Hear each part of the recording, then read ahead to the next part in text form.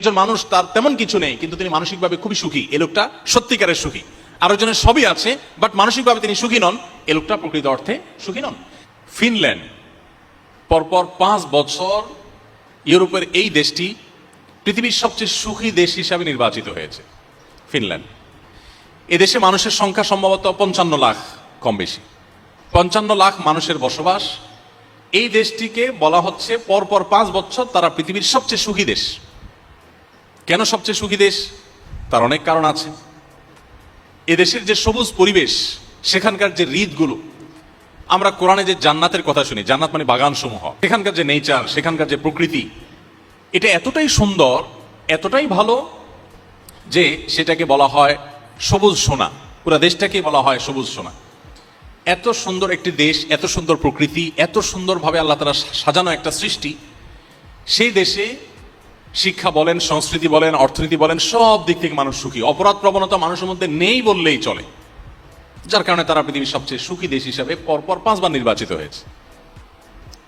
Interesting বিষয় হলো, এই দেশটিতে আত্মহত্যার প্রবণতার যে সিরিয়াল আছে পৃথিবীতে, সেই সিরিয়ালে এই দেশটি 21তম।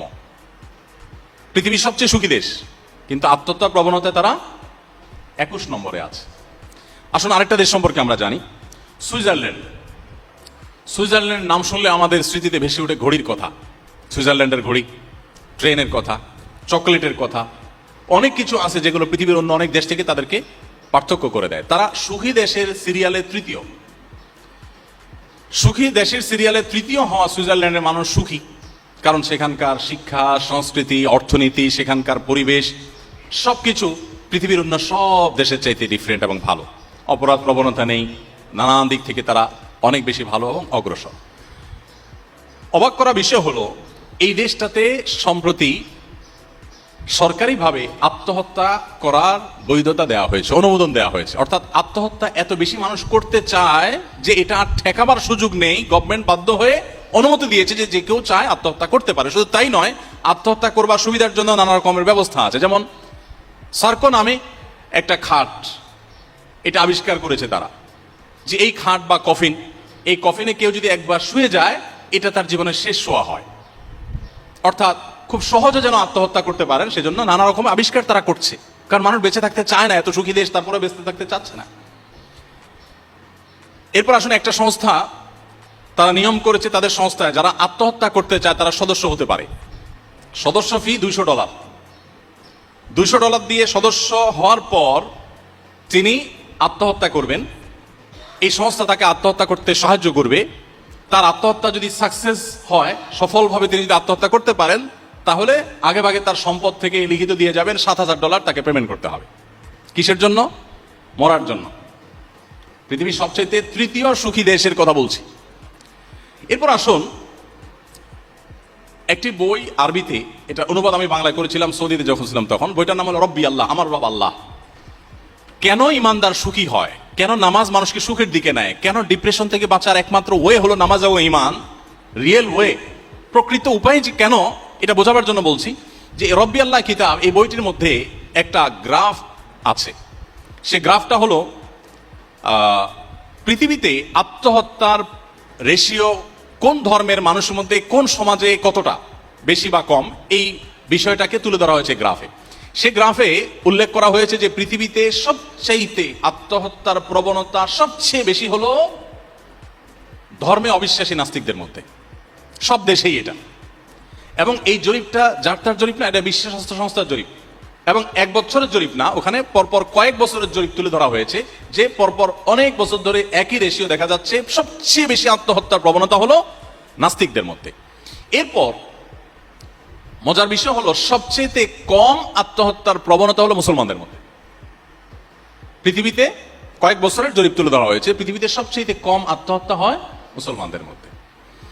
এখন প্রশ্ন ওঠে যে পার্থক্যের জায়গাটা কোথায় আসলে। পাশাপাশি আরেকটা তথ্য দিয়ে রাখি, আমার পৃথিবীতে যে সমস্ত দেশে যাওয়ার সুযোগ হয়েছে, এর মধ্যে জাপান সম্পর্কে আপনারা জানেন, জাপানে আমার যাওয়ার সুযোগ হয়েছে, কোরিয়াতে আমার যাওয়ার সুযোগ হয়েছে। আপনারা জানেন যে জাপানিজরা সবচেয়ে ভদ্র, জেন্টেল পৃথিবীর।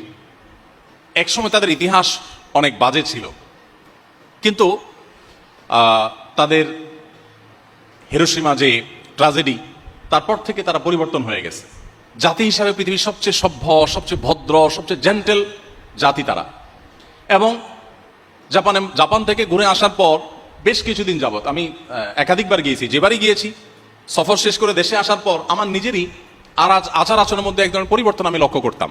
অফিসে যখন স্টাফদের সাথে কথা বলতাম আস্তে আস্তে কথা বলতাম, বাসায় যখন কথা বলতাম পরিবারের সাথে ধীরে ধীরে কথা বলতাম। কারণ ওখানে ওই যে মানুষ ফিস ফিস করে কথা বলে, কেউ কারো দ্বারা যেন ডিস্টার্ব না ফিল না করে, কেউ কারো দ্বারা কষ্ট না পায়, এতটা জেন্টেল তারা। বেশ কিছুদিন তাদের মধ্যে থাকলে দোকানপাট রাস্তাঘাটে গেলে নিজের মধ্যে একটা পরিবর্তন চলে আসে, এই লেভেলের জেন্টেল। এবং তথ্য প্রযুক্তিতে তারা কতটা এগিয়ে সেটা তার বলার অপেক্ষা রাখে না। আপনারা ইঞ্জিনিয়ারিং কলেজ স্টুডেন্ট, আপনাদের আরো ভালো জানা থাকার কথা। এই জাপানিজদের মধ্যে আত্মহত্যার প্রবণতা সবচাইতে বেশি, কোরিয়ানদের মধ্যে আত্মহত্যার প্রবণতা সবচাইতে বেশি। এত বেশি আত্মহত্যার প্রবণতা এমনকি জার্মানিদের মধ্যে, ওই রব্বি আল্লাহ বইয়ের মধ্যে লেখা আছে যে অস্ট্রেলিয়াতে একটা ব্যাগ আবিষ্কার করা হয়েছে, লাইফ ব্যাগ না কি যেন নাম, এটা জাস্ট সেট করবে আর আত্মহত্যা হয়ে যাবে। আত্মহত্যার জন্য যে কত রকমের কসরত এবং প্রচেষ্টা। এখন আমার প্রশ্ন হলো, পৃথিবীর সবচাইতে সুখী দেশ, পৃথিবীর সবচাইতে আপনার সুন্দর দেশ হওয়ার পরও মানুষ বেঁচে থাকতে চাচ্ছে না কেন? কারণ একটাই, যে সবকিছুই আছে, মানসিক প্রশান্তিটা আসলে নেই। নবী করিম সাল্লাল্লাহু আলাইহি ওয়াসাল্লাম বলেছেন, লাইসাল গিনা বিকাসরাতিল আরদ। পৃথিবী তথ্য প্রযুক্তির উন্নতির চরম শিখরে পৌঁছে যেতে পারে, নানা রকমের আবিষ্কার দিয়ে পৃথিবীর মানুষের জীবনযাত্রাকে পানির চাইতে সহজ করে ফেলা হতে পারে, বাট এর কোনোটি মানুষকে সুখী করবে না, এর কোনোটি মানুষকে মানসিক প্রশান্তি এনে দিবে না। ওয়ালাকিন্নাল গিনা গিনান নাফস। নবী করিম সাল্লাল্লাহু আলাইহি ওয়াসাল্লাম বলেছেন, এই সচ্ছলতা, এই উন্নয়ন, এটা আসলে প্রকৃত সচ্ছলতা নয়। আসল এবং প্রকৃত সচ্ছলতা হলো মানুষের মানসিক প্রশান্তি। একজন মানুষ তার তেমন কিছু নেই কিন্তু তিনি মানসিকভাবে খুবই সুখী, এ লোকটা সত্যিকারের সুখী। আরেকজনের সবই আছে বাট মানসিকভাবে তিনি সুখী নন, এ লোকটা প্রকৃত অর্থে সুখী নন।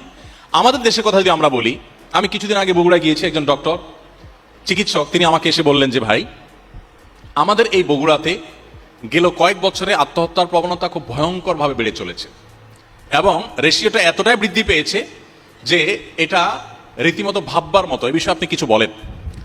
আপনারা অনেকেই জানেন যে করোনাকালীন সময়ে শুধুমাত্র বিশ্ববিদ্যালয়ের শিক্ষার্থীদের মধ্যে যেই পরিমাণ আত্মহত্যার ঘটনা দেখা গেছে এক বছরে, সেটা এর আগে 10 বছরেও দেখা যায়নি।